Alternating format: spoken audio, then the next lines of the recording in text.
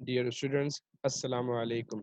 My name is doctor Aminullah Aman. इस video के अंदर हम लीजिंग के चैप्टर को कवर करेंगे। हम क्या क्या चीज़ें कवर करेंगे? हम ये देखेंगे कि लीज़ ट्रांजैक्शन किसे कहते हैं, लीज़ की डिफरेंट टाइप्स कितनी हैं और लीज़ का फाइनेंशियल स्टेटमेंट्स के ऊपर क्या इफ़ेक्ट आता है। हम ये तीन चीज़ें इस चैप्टर के अंदर कवर करेंगे। इस वीडियो के अंदर हम लीजिंग के पार्ट 1 को कवर करेंगे और नेक्स्ट वीडियो के अंदर हम लीजिंग के पार्ट 2 को कवर करेंगे, जिसके अंदर हम लीजिंग की कैलकुलेशन को डिस्कस करेंगे। ठीक है जी। तो यहाँ पे हमने सबसे पहले क्या देखना है कि लीजिंग की ट्रांजैक्शन किसे कहते हैं। What is lease? It is a contract between the two people. दो लोगों के बीच में कॉन्ट्रैक्ट है। One who gives the asset on lease, एक वो जो कि एसेट लीज पर देता है और दूसरा वो जो एसेट लीज पर ले रहा होता है। आसान अल्फाज में लीजिंग किसे कहते हैं? किराए पर लेने को कहते हैं। आपको आपने अब तक पिछली वीडियोस में देखा था कि हम कैपिटल स्ट्रक्चर डिस्कस कर रहे थे, कॉस्ट ऑफ कैपिटल डिस्कस कर रहे थे कि कंपनी को कोई एसेट चाहिए, कोई ज़मीन चाहिए, कोई प्लांट चाहिए, कोई मशीनरी चाहिए, कोई बिल्डिंग चाहिए, तो उसको ख़रीदने के लिए कंपनी को पैसे चाहिए। लेकिन यहाँ पर हम ये डिस्कस कर रहे हैं कि सपोज़ कंपनी ख़रीद नहीं रही, बल्कि उसको लीज़ पे ले रही है। लीज़ पे लेने का मतलब है किराए पर ले रही है, उसको इस्तेमाल करेगी, उसका किराया पे करेगी और इस्तेमाल करने के बाद वापस कर देगी। तो इस ट्रांज़ैक्शन को क्या कहते हैं? लीज़िंग की ट्रांज़ैक्शन कहते हैं। तो देखें, इसके अंदर 2 कॉन्ट्रैक्टिंग पार्टीज़ हैं, एक लेसॉर, दूसरा लेसी। ये देखें, ये आपके सामने लिखा हुआ है लेसॉर। लेसॉर इज किसे कहते हैं? जो कि एसेट का ओनर है और एसेट को किराए पर दे रहा है।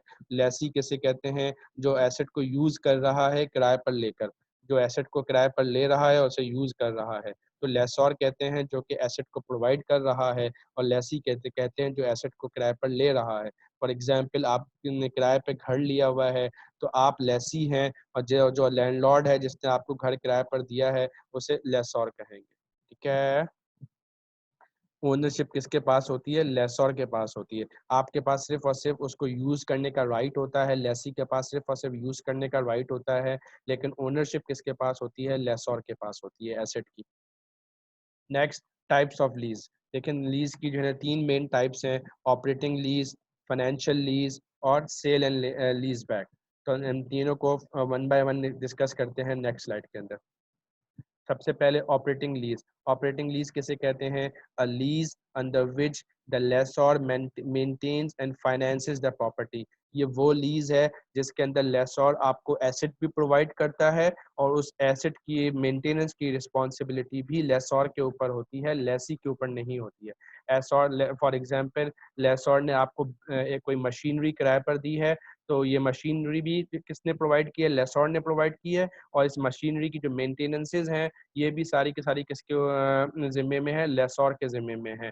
इसके ऊपर टैक्स पे करना है, इंश्योरेंस पे करना है, ये सब के सब रिस्पॉन्सिबिलिटी किसके ऊपर होगी? लेसॉर के ऊपर होगी। लेसी सिर्फ और सिर्फ इसे यूज़ करेगा और इसके यूज़ करने के बदले में किराया पे करेगा, रेंट पे करेगा, लेकिन लेसॉर एसेट के मेंटेनेंस की रिस्पॉन्सिबिलिटी किसके ऊपर होगी? लेसॉर के ऊपर होगी। इसे क्या कहते हैं? इसे कहते हैं ऑपरेटिंग लीज और यहाँ लिखा हुआ है इसे सर्विस लीज भी कहा जाता है। ठीक है जी। नेक्स्ट स्लाइड के अंदर हम डिस्कस कर रहे हैं फाइनेंशियल लीज। फाइनेंशियल लीज किसे कहते हैं? Also called the capital lease. इसे कैपिटल लीज भी कहा जाता है and has the following property: the Lesi is usually responsible for insurance, maintenance and taxes. Financial lease operating lease का एक तरह से ऑपोजिट है। ऑपरेटिंग लीज के अंदर क्या था कि एसेट की जो मेंटेनेंस है वो किसकी रिस्पॉन्सिबिलिटी है? लेसॉर की रिस्पॉन्सिबिलिटी है। जबकि फाइनेंशियल लीज के अंदर एसेट की जो मेंटेनेंस की रिस्पॉन्सिबिलिटी है वो लेसी के ऊपर है। लेसी ने एसेट यूज कर रहा है तो वो उस यूज के बदले में रेंट भी पे करेगा और एसेट को की जो मेंटेनेंसेज हैं, एसेट का जो इंश्योरेंस पे करना है, एसेट के ऊपर किसी किस्म का टैक्स देना है, तो ये सारी की सारी रिस्पॉन्सिबिलिटी किसके ऊपर होगी? लेसी के ऊपर होगी। लेसी को बेयर करना होगा। इसे कहते हैं फाइनेंशियल लीज और इसे कैपिटल लीज भी कहा जाता है। थर्ड टाइप है sale and lease back. Sale and lease back, इसका क्या मतलब होता है? मैं आपको एग्जांपल से एक्सप्लेन करता हूँ। फॉर एग्जांपल, आपके पास एक प्लांट है, बहुत बड़ा प्लांट है, लेकिन आपको पैसों की ज़रूरत है और आपको प्लांट चाहिए, प्लांट आपने यूज़ करना है लेकिन आपको पैसों की ज़रूरत है, तो आप क्या करते हैं? प्लांट को सेल करते हैं आप प्लांट को सेल करते हैं और फिर उस प्लांट को बायर से वापस किराए पर ले लेते हैं और लीज पर ले लेते हैं, लीज बैक करते हैं।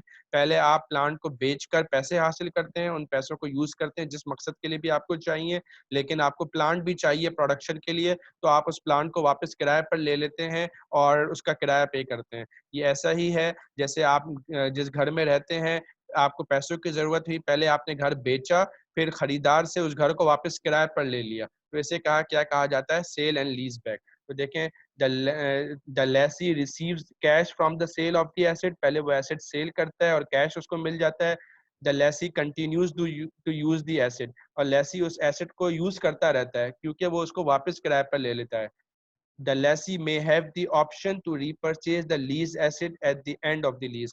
लेसी के पास ये ऑप्शन होता है कि जब लीज का पीरियड खत्म हो जाए तो वो जो एसेट उसने बेचा था उसको वापस खरीद ले। तो ये कैरेक्टरिस्टिक्स होती हैं किसकी? Sale and lease back.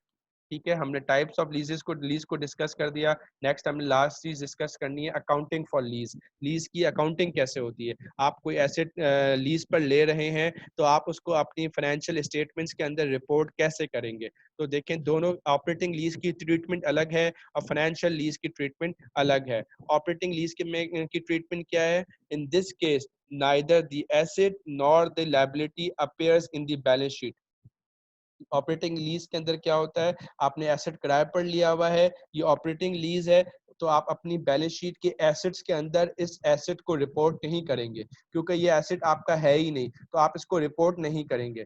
और इसके ऊपर जो आपने रेंट पे करना है ना, वो रेंट भी आप अपनी बैलेंस शीट की लायबिलिटीज में रिपोर्ट नहीं करेंगे, बल्कि सिंपल क्या करेंगे, जब जब आप रेंट पे करेंगे उसको इनकम स्टेटमेंट के अंदर एडमिनिस्ट्रेटिव एक्सपेंसेस के अंदर जो है रिपोर्ट करेंगे कि रेंट एक्सपेंस। तो जिस तरीके से सैलरीज एक्सपेंस और दूसरे एक्सपेंसेस जो है आप वहाँ पे रिपोर्ट कर, इंश्योरेंस एक्सपेंस आप रिपोर्ट करते हैं इनकम स्टेटमेंट के अंदर, उसी तरीके से रेंटल एक्सपेंस को भी वहाँ पर इनकम स्टेटमेंट के अंदर रिपोर्ट कर दिया जाएगा। लेकिन बैलेंस शीट के अंदर कुछ भी रिपोर्ट की नहीं किया जाएगा, ना एसेट्स के अंदर एसेट को रिपोर्ट किया जाएगा और ना ही लाइबिलिटीज के अंदर रेंटल पेमेंट्स को रिपोर्ट किया जाएगा।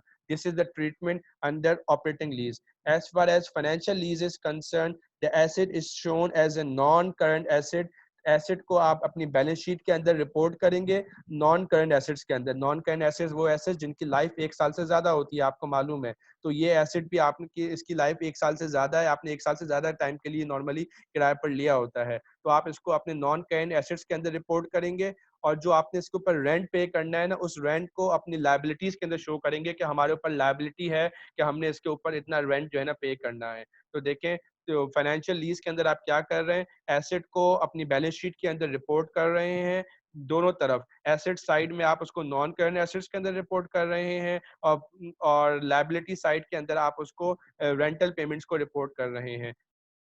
फॉर एग्जाम्पल, आपने एसेट किराए पर लिया है और आपने इसके ऊपर कितना रेंट देना है 5 सालों के दौरान? आपने इसके अंदर 5 सालों के दौरान इसके ऊपर 5 लाख रुपए रेंट देना है। 1 लाख रुपया 1 साल का, 5 लाख रुपए रेंट देना है। तो आप अपनी लाइबिलिटीज के अंदर क्या रिपोर्ट करेंगे? 5 लाख रुपए रेंटल पेमेंट, 5 लाख रुपए लाइबिलिटीज के अंदर रिपोर्ट करेंगे। और इसी तरीके से एसेट के अंदर 5 लाख रुपए जो है ना रिपोर्ट करेंगे। नॉन करंट एसेट्स कितने का है? 5 लाख रुपए का। इस तरीके से आप जो है ना बैलेंस शीट को बैलेंस करेंगे। और and this is the treatment, accounting treatment under financial lease. ठीक है जी, यहाँ पे जो है लीजिंग का पार्ट 1 मुकम्मल हो गया है। See you in the next video. अस्सलाम वालेकुम।